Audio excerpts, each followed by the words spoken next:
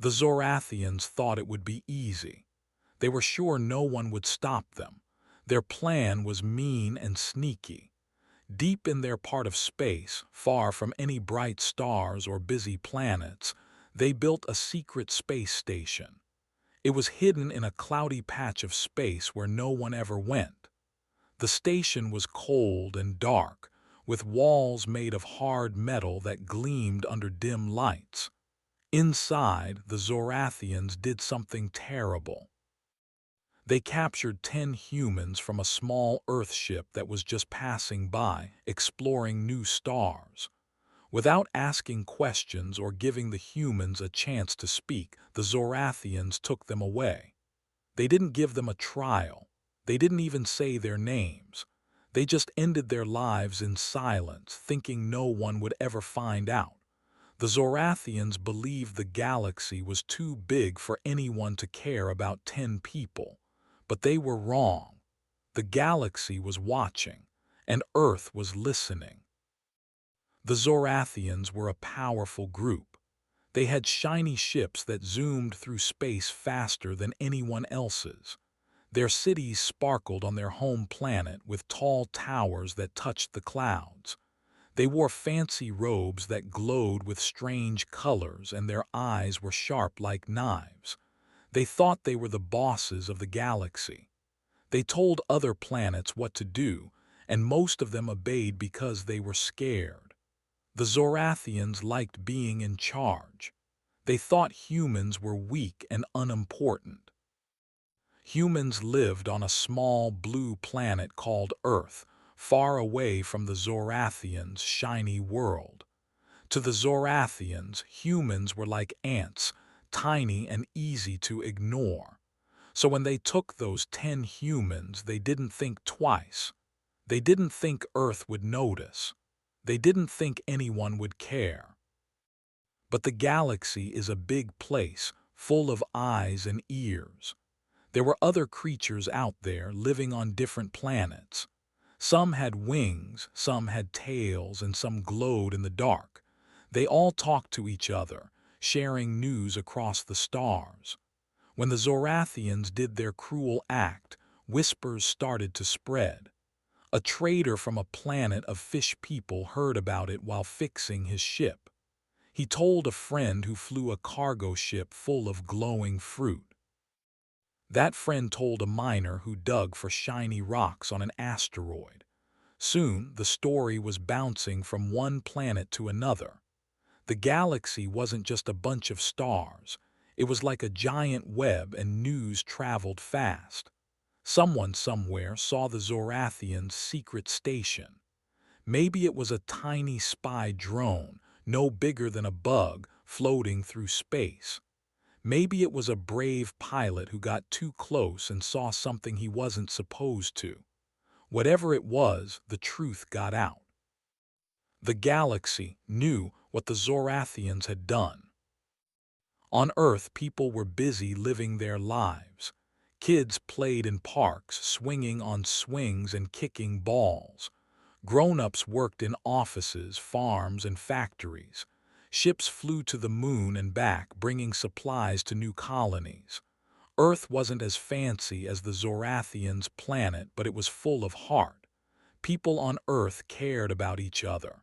When the news about the 10 humans reached them, it was like a punch to the stomach. At first, no one could believe it. How could someone be so mean? Why would the Zorathians do this? The news came through a scratchy message from a faraway station. A pilot had recorded what he saw and sent it to Earth. The message was short but clear. 10 humans were gone, taken by the Zorathians, and no one knew why. The people on Earth didn't stay quiet for long. In cities and towns, they gathered to talk. Some were sad with tears in their eyes. Others were mad, their fists clenched tight. The 10 humans weren't just names on a list. They were real people with families and dreams. One was a young woman who loved to draw pictures of stars. Another was a dad who told funny jokes to his kids. There was a scientist who was trying to build a new kind of engine for spaceships. Each of them mattered. Their friends and families wanted answers. Why did the Zorathians do this? Why didn't they give them a chance? The questions burned in everyone's hearts. The Zorathians didn't know it yet, but their secret wasn't safe. They thought their hidden station was too far away for anyone to find. They thought space was too big for anyone to care about 10 humans, but they didn't understand Earth. On Earth, people didn't give up easily. When someone hurt their friends, they didn't just sit still. They started to think. They started to plan. The Zorathians thought they were untouchable, high up in their shiny towers, ruling the galaxy. But Earth was listening, and Earth was getting ready. The leaders on Earth heard the news first. They sat in a big room with a round table, maps of the stars glowing on the walls. They weren't like the Zorathians, with fancy robes and cold eyes. They were regular people who worked hard to keep Earth safe. Some wore uniforms with badges from the space fleet.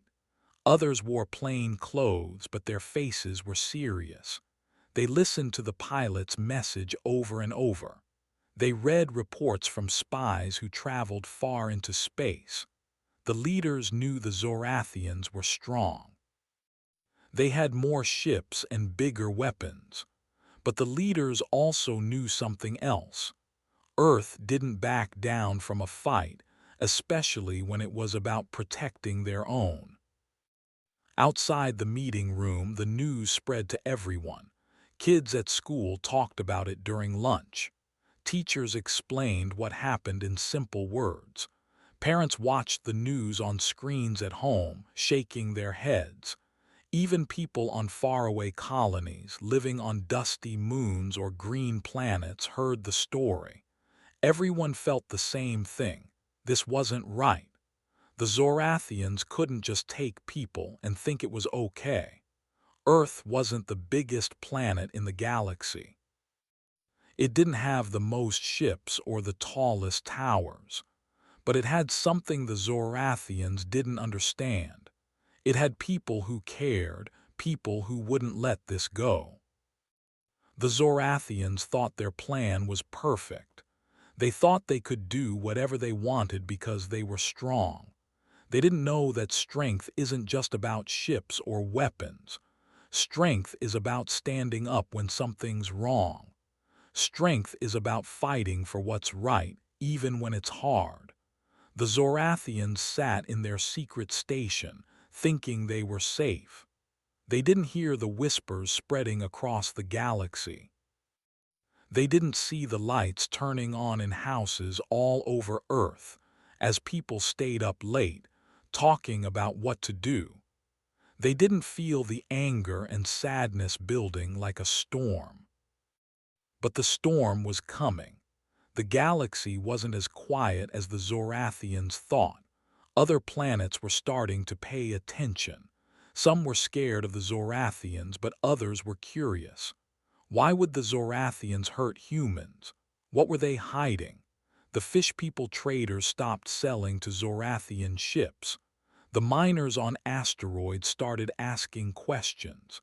Even some of the Zorathians' own allies, planets that usually followed their orders, began to wonder. The secret wasn't secret anymore. The truth was like a spark, and it was starting to spread. On Earth, the spark was turning into a fire. People weren't just sad or mad anymore. They were ready to act. Kids wrote letters to the leaders asking them to bring justice. Scientists worked late in labs thinking of ways to help. Pilots checked their ships, making sure they were ready to fly. The 10 humans were gone, but their memory was alive. Their families didn't want revenge.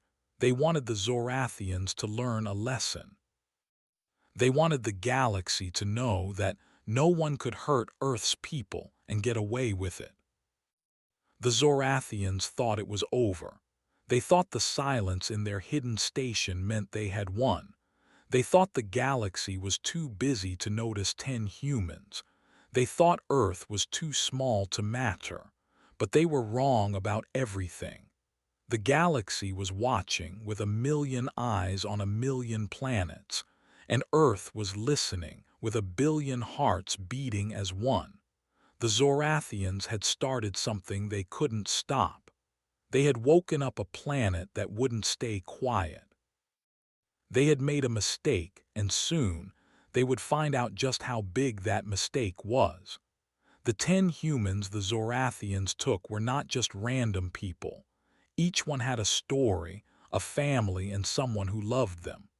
They were important, not because they were rich or famous, but because they mattered to others. One was the sister of a brilliant scientist who built Earth's fastest spaceships. Another was the best friend of a strong fleet commander who never lost a battle. The Zorathians thought they could take these people and no one would care. But they didn't just hurt strangers. They hurt the wrong people. The first human was Layla, a young woman with bright eyes and a big smile. She was the sister of Dr. Emma Carter, the scientist who made Earth's ships zoom through space faster than ever before. Leela wasn't a scientist like her sister, but she was special in her own way. She loved to draw pictures of faraway planets with purple skies and green oceans. Her drawings were so good that kids on Earth hung them in their rooms. Leela and Emma were very close. They grew up in a small town, sharing secrets and dreaming about the stars. When Emma worked late in her lab, Leela brought her snacks and made her laugh. Emma was quiet and serious, but Leela was full of energy, like a spark that never went out. When the Zorathians took Leela, they didn't know they were breaking Emma's heart. They didn't know Emma would stop at nothing to find out why. The second human was Marcus, a tall man with a loud laugh. He was the best friend of Commander Tara Lee, the toughest leader in Earth's space fleet. Tara was famous for winning fights against pirates and saving lost ships. Marcus wasn't a soldier, but he was just as brave. He worked as a mechanic fixing ships so they could fly safely. He and Tara met years ago when they were kids, playing games in a park. They promised to always look out for each other. Marcus was the kind of friend who could make anyone feel better. If Tara was stressed after a mission, Marcus told silly jokes until she smiled. He was like a brother to her. When the Zorathians took Marcus, they didn't know they were making Tara angry. They didn't know she was already planning to fight back. Another human was Aisha, a teacher who loved helping kids learn. She taught on a small Earth colony, a place with dusty roads and tiny houses. Aisha was kind and patient, always ready to explain things in a way kids could understand. Her best student was her little brother, Samir, who wanted to be a pilot someday. Samir was only 10, but he was smart and full of dreams. Aisha made sure he studied hard and believed in himself. She told him stories about Earth's heroes, like explorers who found new worlds. When Aisha was taken, Samir was left alone, crying for his sister. But Samir wasn't just a kid. He was brave, and he told everyone on the colony what happened.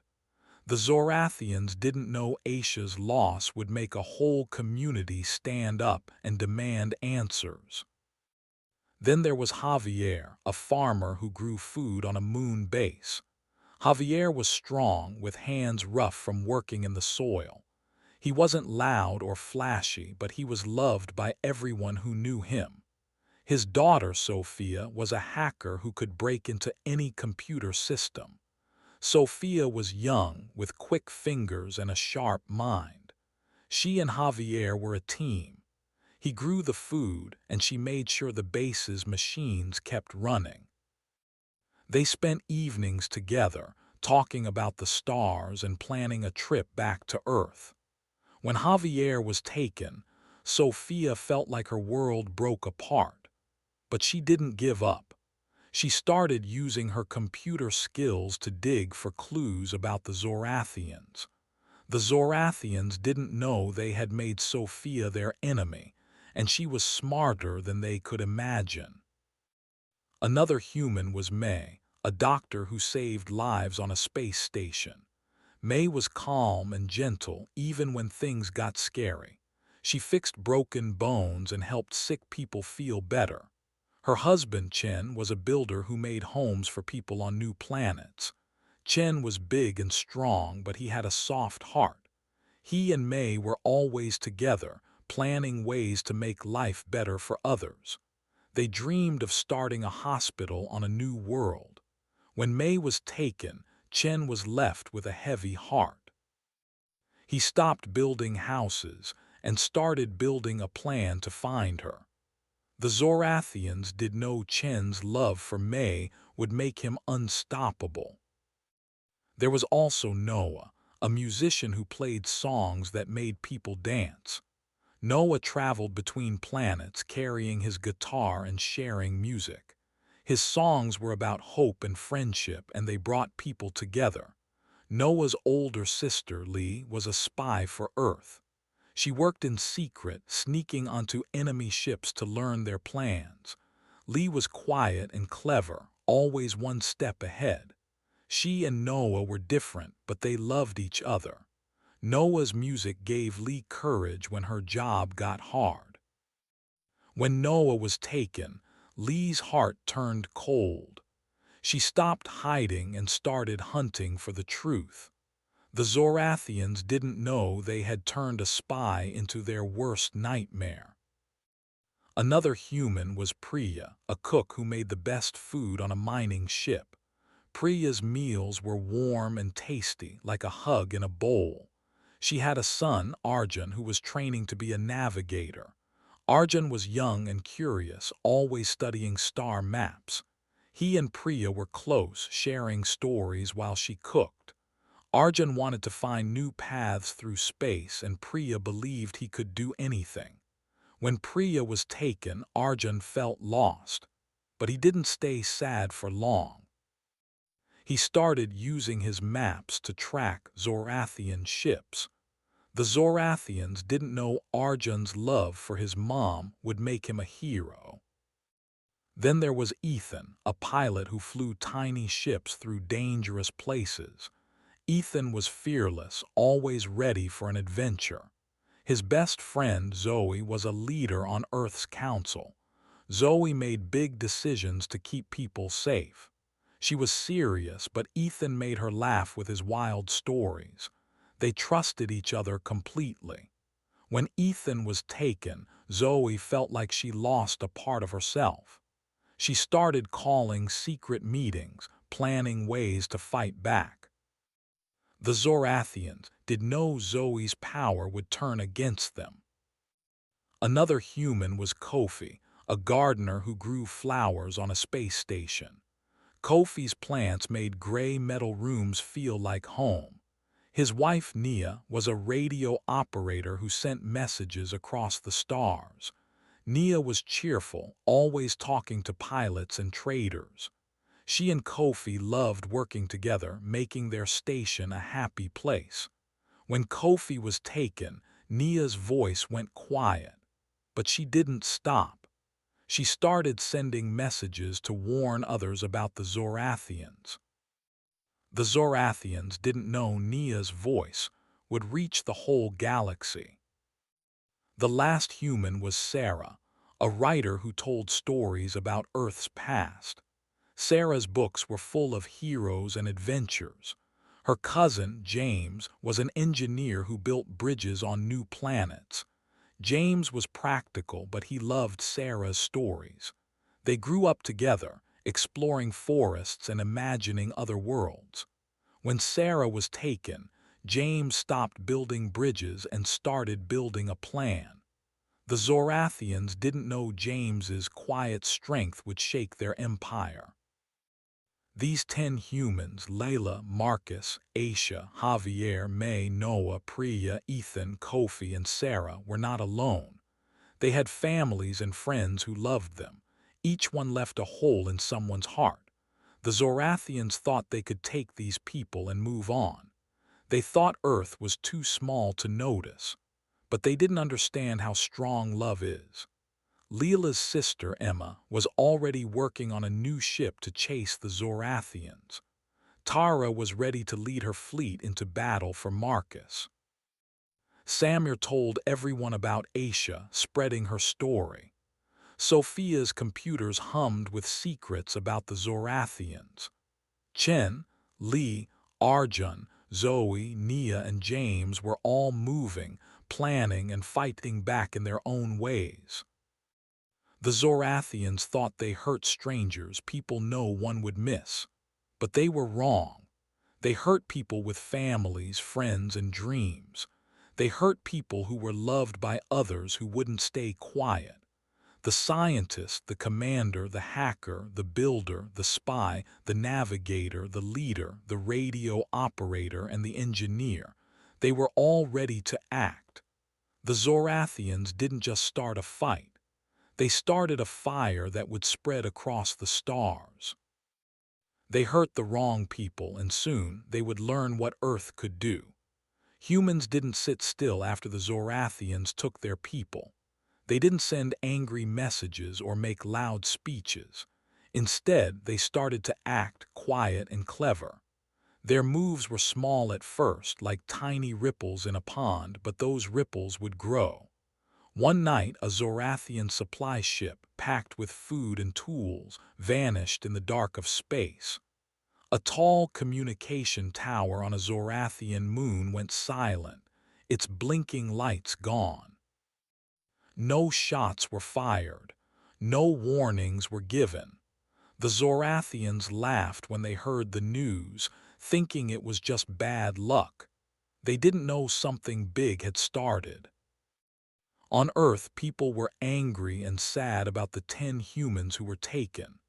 But they didn't just cry or shout. They got to work. In a small city, a group of pilots met in a hangar, a big building where spaceships were kept. The pilots were young, with quick hands and sharp eyes. They checked their ships, making sure every engine was ready. One pilot, named Raj, had lost his cousin to the Zorathians. Raj didn't talk much, but his hands moved fast, tightening bolts and testing controls. He whispered to his ship, promising it would fly faster than ever. Raj and his friends weren't planning a big fight yet. They were starting small, like a spark that could light a fire. Far out in space, near a Zorathian trade route, something strange happened. A supply ship was sailing through the stars, carrying crates of shiny metal and glowing fuel. The crew was relaxed, joking about their easy job. Then, out of nowhere, their screens went blank. The ship's engine stopped humming. It was like someone flipped a switch and everything went quiet. The crew tried to call for help, but their radios didn't work. In the dark, a tiny human scout ship, no bigger than a car, slipped away unseen. The humans had used a special device to shut down the Zorathian ship without touching it. The supply ship floated, helpless, until a human tow ship came to take it away. The Zorathians never saw it again. Back on Earth, a team of computer experts was busy in a hidden room. The room was filled with screens that glowed blue, showing maps of the galaxy. These experts, called hackers, were led by Sophia, the daughter of Javier, one of the humans taken. Sophia was young, with fast fingers that danced over keyboards. Her eyes were red from staying up late, but she didn't stop. She and her team sent secret codes into Zorathian systems. One of those codes reached a communication tower on a rocky moon. The tower was important because it sent messages between Zorathian ships. Sophia's code made the tower's lights go out. No messages could go in or out. The Zorathians thought it was a glitch, a small problem. They didn't know Sophia was behind it, or that she was just getting started. The Zorathians were confused but not worried yet. They sat in their shiny control rooms, surrounded by blinking machines. Their leaders, dressed in long robes that shimmered like water, talked about the missing ship and the dark tower. One leader, a tall Zorathian named Vark, chuckled and said it was nothing. "Humans are weak," he said, his voice loud and proud. "They can't touch us." His friends nodded, sipping drinks from crystal cups. They thought humans were too small to matter, like bugs buzzing around a giant. They didn't know the bugs were planning something bigger. Meanwhile, on a small Earth colony, a group of mechanics was working on something new. The colony was on a dusty planet with red sand and tall mountains. The mechanics, led by Chen, the husband of Mei, the doctor who was taken, were building tiny drones. These drones were small, like birds, but packed with clever tricks. Chen's hands were steady as he wired the drones, his face serious. He remembered Mei's gentle smile and how she helped everyone. He wanted to make the Zorathians pay, but not with bombs or guns. His drones could sneak into Zorathian stations and turn off their power. One drone flew to a Zorathian fuel depot, a place where they stored energy for their ships. The drone slipped inside and cut the power. The depot went dark and the Zorathians couldn't refuel their ships that day. Chen smiled for the first time in weeks. It was a small win, but it felt good. The humans kept their plans secret. They didn't want the Zorathians to know what was happening. On Earth, people whispered about the missing ship and the dark tower. Kids at school drew pictures of brave pilots and clever hackers. Parents watched the news, their hearts full of hope. Everyone knew something was happening, even if they didn't know all the details. The humans worked in teams, each doing a small job that added up. One team jammed Zorathian radios so their captains couldn't talk to each other. Another team sent fake signals, making Zorathian ships fly to the wrong places. It was like a game of tag, but the Zorathians didn't know they were playing. In a quiet part of space, a Zorathian mining base felt the humans' touch. The base was on an asteroid, a big rock floating in the dark. It was full of workers digging for shiny crystals that powered Zorathian machines. One morning, the workers woke up to find their tools wouldn't work. The drills were silent and the lights flickered. A human team, led by Arjun, the son of Priya, the cook who was taken, had sneaked in during the night. Arjun was young, but he knew how to read star maps better than anyone. He guided his team to the asteroid and planted tiny devices that stopped the machines. The Zorathians scratched their heads, trying to fix it. They didn't know Arjun's team was already gone, hiding in a nearby nebula, a cloudy patch of space where no one could see them. The humans weren't fighting with big armies yet. They were being sneaky, hitting the Zorathians where it hurt but not showing their faces. Another Zorathian outpost, a small station that watched for enemy ships, lost its radar one night. The screens went fuzzy, and the workers couldn't see anything. A human pilot named Raj had flown close, using a special paint on his ship that made it invisible to Zorathian scanners. He dropped a small device that scrambled the radar. The outpost was blind, and the Zorathians didn't know why. They sent repair teams, but the humans were already planning their next move. On Earth, the leaders watched these small wins. They met in a big room with maps of space glowing on the walls. Commander Tara Lee, Marcus's best friend, stood at the front. Her eyes were fierce, but her voice was calm. She told the leaders about the missing ship, the Dark Tower, and the broken machines. "This is just the start," she said. "We're showing them we're not afraid." The leaders nodded.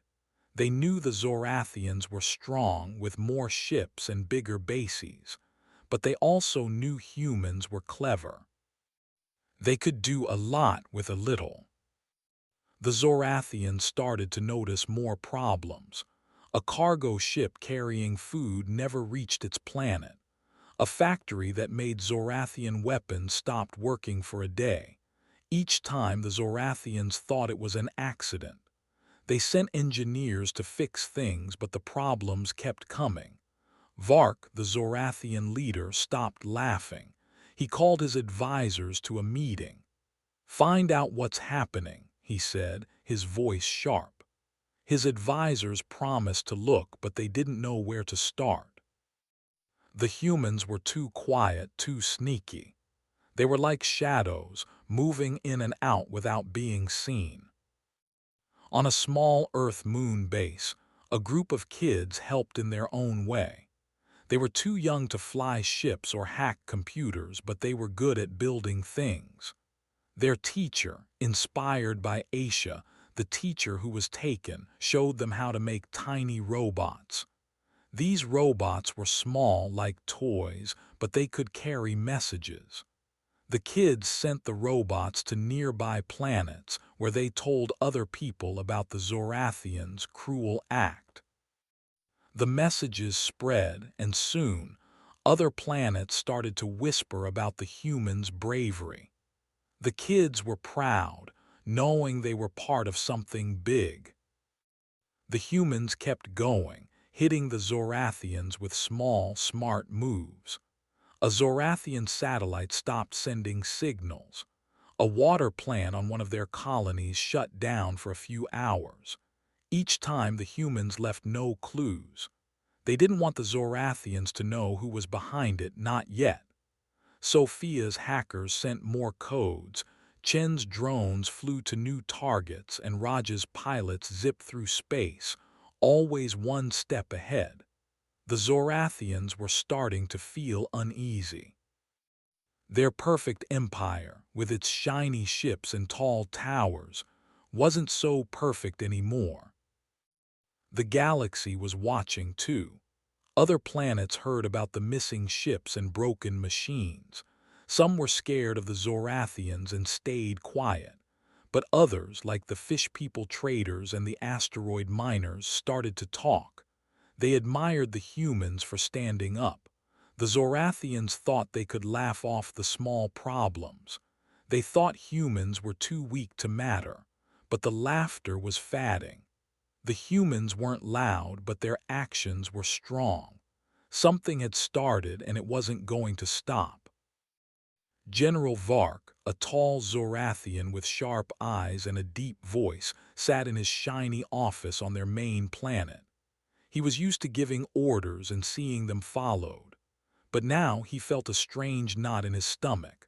Something was wrong. Reports piled up on his desk, glowing on screens that flickered in the dim light. A supply ship gone, a communication tower dark, a mining base silent.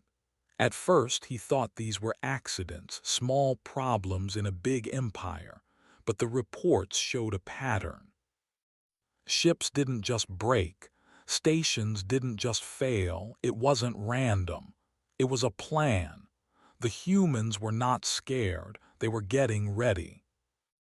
Vark leaned back in his chair, his long robe brushing the floor. He tapped his claws on the desk, thinking hard. The Zorathians were strong. Their ships were fast, their cities grand, their weapons powerful. They ruled many planets and most obeyed without question. Humans from that small blue planet called Earth seemed weak. They had fewer ships, smaller bases, and no fancy towers. Vark had laughed when he heard about the 10 humans they took. "No one will care," he had said, but now he wasn't laughing. The problems were growing, and they all pointed to one thing: humans were fighting back. Busy Zorathian control room workers watched screens that showed their empire. Lights blinked to show ships moving, stations working, and trade routes flowing. But some lights were going out. A worker, a young Zorathian with wide eyes, pointed at a screen. "Another cargo ship is late," he said, his voice shaky. His boss, a stern officer, frowned. "Check it again," she snapped. They checked, but the ship wasn't there. It was supposed to carry food to a Zorathian colony, but it had vanished just like the others. The workers whispered to each other, their voices low. They didn't want to say it out loud, but they were starting to worry. Vark called a meeting with his top advisors. They gathered in a round room with walls that glowed like stars. The advisors wore robes that shimmered, their faces serious. Vark stood at the center, holding a report that glowed in his hands. "This is not chance," he said, his voice firm. "3 ships gone, 2 stations dark, a factory stopped for a day. These are attacks." The advisors shifted in their seats, looking at each other. One, an older Zorathian named Lyra, spoke up. "But who would dare?" she asked. "No one has the strength to challenge us." Vark's eyes narrowed. "Humans," he said. The room went quiet. The advisors didn't believe it at first. Humans. Those tiny creatures from a faraway planet. But Vark showed them the reports, and the pattern was clear. On a Zorathian moon base, workers were fixing a broken water plant. It had stopped working for hours, leaving the base thirsty. The workers in heavy suits checked pipes and machines but found nothing wrong. Then one found a tiny device, smaller than a coin, stuck to a control box. It wasn't Zorathian. It was human-made, designed to shut things down. The worker showed it to his leader, who sent a message to Vark. When Vark saw the device, his claws tightened. It was proof. Humans weren't just lucky. They were smart, and they were hitting the Zorathians where it hurt. The Zorathians started checking their systems. On their main planet, engineers looked at computers that ran their cities. They found strange codes like tiny bugs hiding in the machines. These codes were making things go wrong, lights flickering, doors locking, even air systems slowing down. The engineers worked fast, but the codes kept coming. Sophia, the human hacker whose father was taken, was behind it. From a secret room on Earth, she sent new codes every day, each one a small jab at the Zorathians. Vark didn't know her name, but he felt her work. He told his engineers to find the source, but Sophia was too clever, hiding her tracks like a ghost. In a Zorathian trading port where ships came to buy and sell, things were getting messy. Prices for food and fuel went up because supplies were missing. Traders with scales and fins from other planets argued with Zorathian sellers. "Where are the goods?" they shouted. The Zorathians didn't have answers. A ship that carried glowing fruit never arrived. Another with metal for building was gone. The traders started to leave, taking their business to other planets. The port, once loud with voices and engines, grew quiet.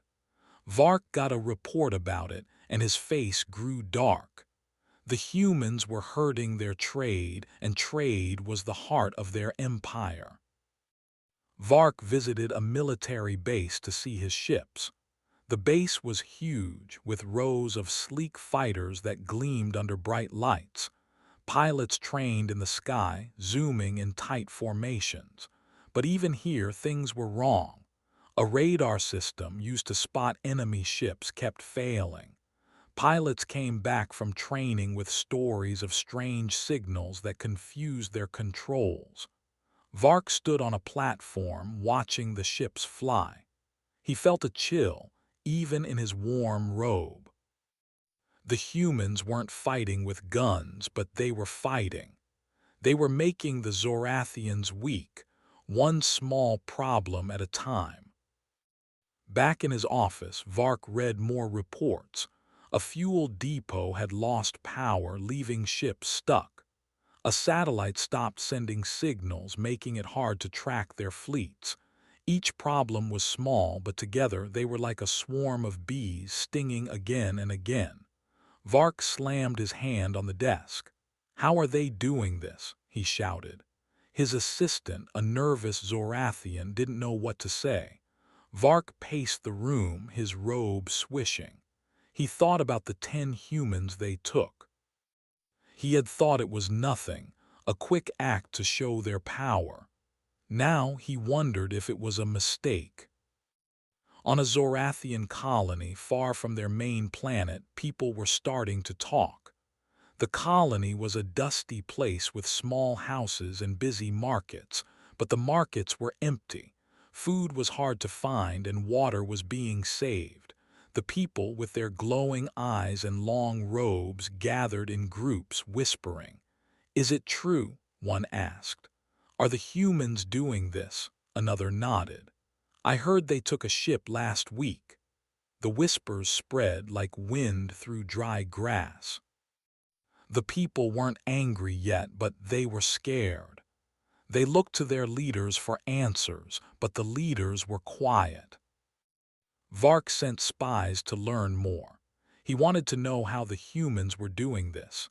His spies, trained to sneak and listen, flew to human colonies and Earth's moon bases. They hid in shadows, watching and waiting. But the humans were careful. They met in secret, spoke in codes, and moved at night. One spy saw a small human ship near a Zorathian outpost, but it was gone before he could follow. Another heard about a hacker named Sophia, but no one knew where she was. The spies sent reports to Vark, but they were full of questions, not answers. The humans were like water, slipping through their fingers. In a Zorathian school, young students asked their teachers about the problems. The teachers, with calm voices, said it was nothing to worry about. "Our empire is strong," they said, but the students weren't sure. They heard their parents talking at home, their voices low and tense. One student, a girl with bright scales, drew a picture of a human ship stealing a Zorathian one. She showed it to her friends and they giggled, but their giggles were nervous. Even the kids could feel it. Something was changing. Vark called another meeting, this time with his military leaders. They stood in a room with maps of space glowing on the walls. Vark pointed at the maps, showing where the problems happened. "Look," he said, "here a ship gone, there a station dark. It's not random, it's a plan." The leaders nodded, their faces grim. One, a pilot named Kren, spoke up. "We should strike back," he said. "Find their ships and stop them." Vark shook his head. "We don't know where they are," he said. "They're hiding, striking, then vanishing." Kren looked surprised.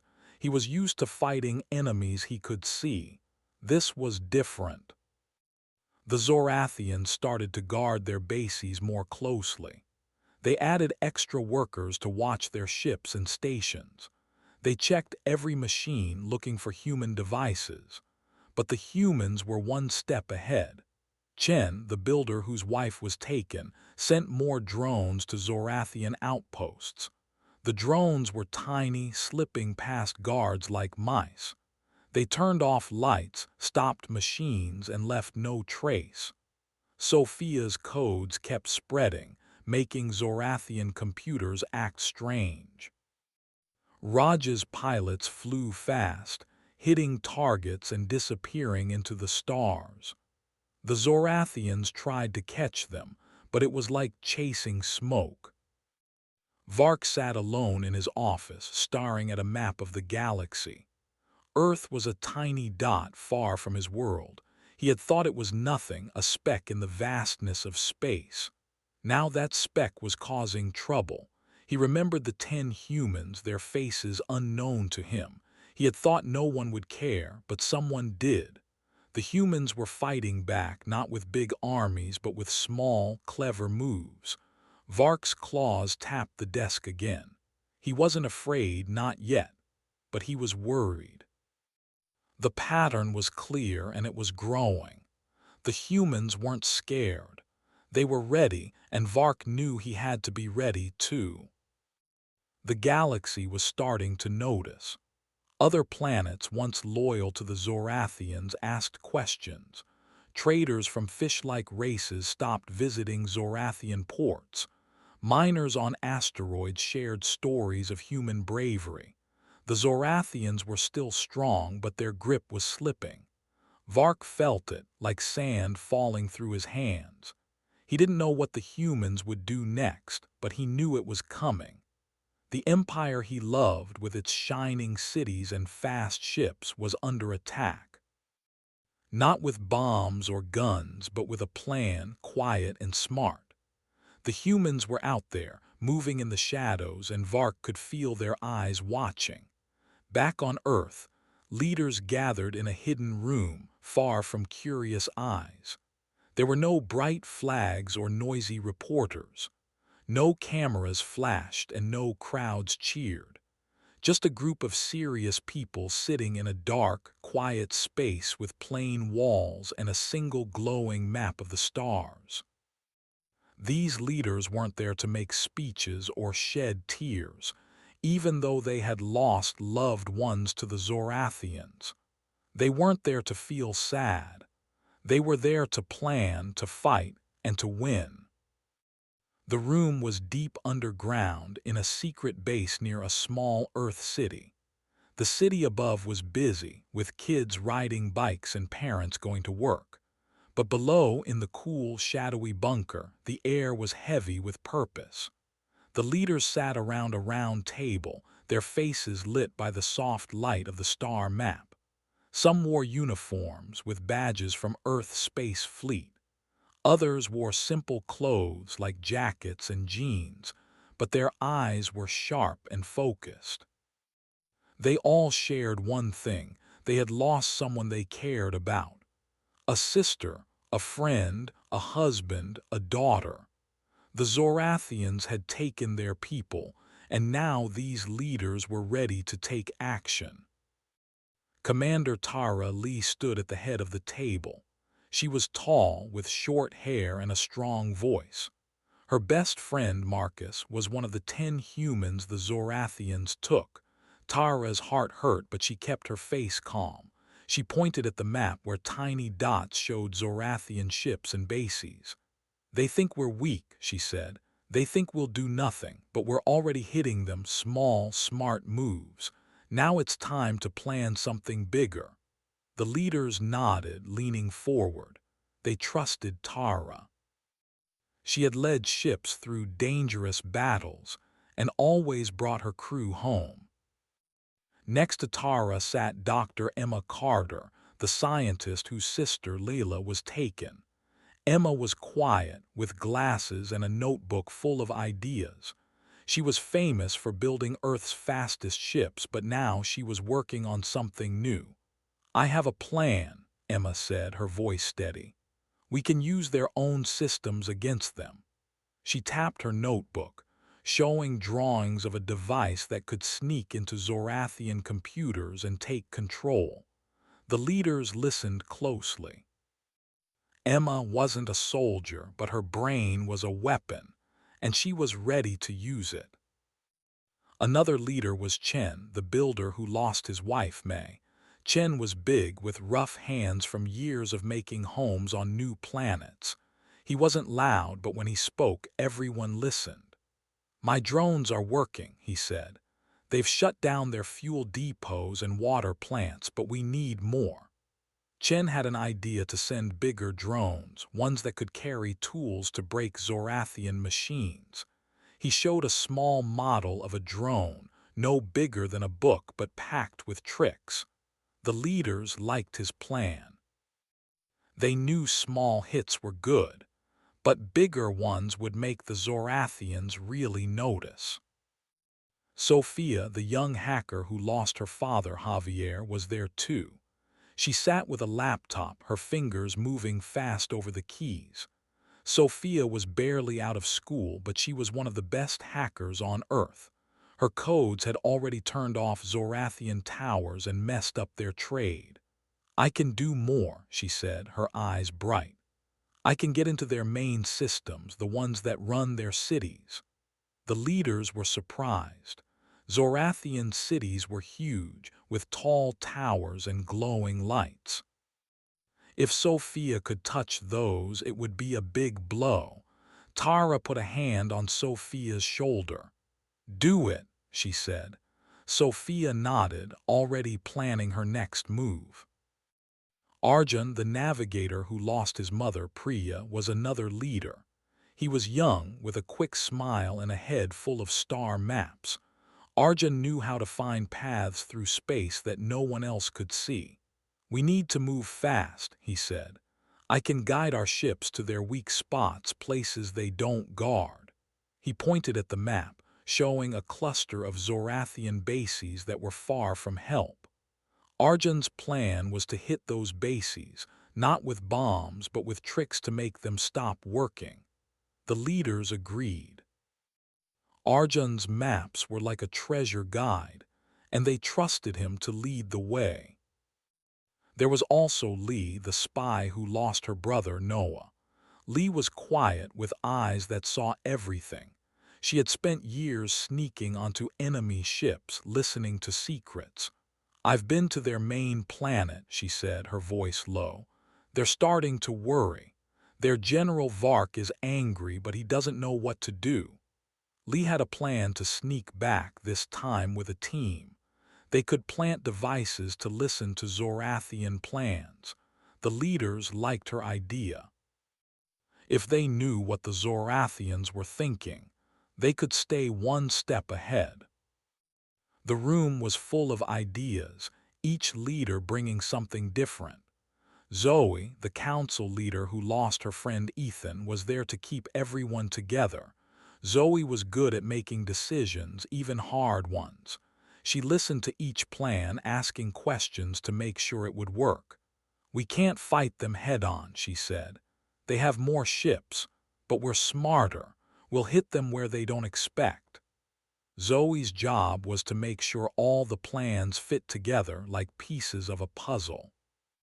She wrote notes on a screen, connecting Tara's ships, Emma's devices, Chen's drone, Sophia's codes, Arjun's maps, and Lee's spies. Outside the secret room, Earth kept moving. Kids went to school, drawing pictures of brave pilots. Farmers grew food, sending it to colonies on moons and planets. But in the quiet bunker, the leaders worked late into the night. They didn't want the Zorathians to know what they were doing. No one outside the room knew the full plan, not even other Earth leaders. It was too important to risk a leak. The Zorathians had spies too, and the humans had to be careful. The leaders talked about the 10 humans they lost. Each one had a story, and the leaders kept those stories in their hearts. Tara thought of Marcus, his loud laugh and silly jokes. Emma saw Leela's drawings of stars. Chen remembered May's gentle hands healing people. Sophia felt her father's pride when she learned to code. Arjun heard his mother's voice, singing while she cooked. Lee pictured Noah playing his guitar. Zoe missed Ethan's wild stories. They didn't talk about their pain, but it was there, pushing them to keep going. They weren't just fighting for Earth. They were fighting for their families. The plan started to take shape. Emma's device would sneak into Zorathian systems, letting Sophia's codes take over. Chen's drones would carry the devices to faraway bases, guided by Arjun's maps. Lee's spies would listen for Zorathian moves, telling Tara where to send her ships. Zoe made sure every step was clear with no mistakes. The plan wasn't about blowing things up. It was about making the Zorathians weak bit by bit until they couldn't fight back. The humans didn't want war. They wanted justice. In the bunker, the leaders tested their ideas. Emma built a small version of her device, a box with blinking lights. She showed how it could talk to a computer and take control. Chen brought one of his drones, letting it fly around the room. It was quiet, like a bird, but strong enough to carry tools. Sophia showed her laptop, with lines of code that could trick Zorathian machines. Arjun drew a path on the star map, showing a shortcut through a cloudy nebula. Lee shared a tiny earpiece she used to hear secrets. Each leader had a piece of the plan, and together they were unstoppable. The leaders knew the Zorathians were strong. Their empire was huge with shiny cities and fast ships, but the humans had something better. They had heart. They cared about each other and they wouldn't give up. Tara looked around the room, seeing the tired but determined faces. "This is our chance," she said. "We'll show them what Earth can do." The leaders nodded, their hands clenched. They didn't cheer or clap. They didn't need to. They were ready. Outside, the galaxy was starting to change. Other planets heard about the humans' small hits, the missing ships, the dark towers. Some planets were scared of the Zorathians, but others were curious. Fish people traders stopped selling to Zorathian ports. Miners on asteroids shared stories of human courage. The humans didn't know it, but their actions were making waves like a stone dropped in water. The Zorathians thought they were safe, high in their towers. But in the secret bunker, the humans were building a plan to shake their empire. The leaders worked in shift, some staying while others rested. They ate simple meals like bread and fruit brought by quiet helpers. The star map stayed on, glowing like a guide. They checked reports from their teams, pilots like Raj who flew fast and sneaky, hackers like Sophia who sent new codes, builders like Chen who made more drones. Every report showed the plan was working. The Zorathians were confused, their bases struggling, but the humans weren't done. The secret plan was growing, like a seed ready to sprout. Zoe stood up, her voice clear. "We do this for our people," she said. "For Lila, Marcus, May, Javier, and the others. We do this for Earth." The leaders looked at her, their eyes fierce. They didn't need flags or press. They had each other and they had a goal. The Zorathians thought they could take 10 humans and walk away. They thought Earth was small and weak. But in that dark room, the leaders were proving them wrong. They weren't there to cry. They were there to win, and their plan was just beginning.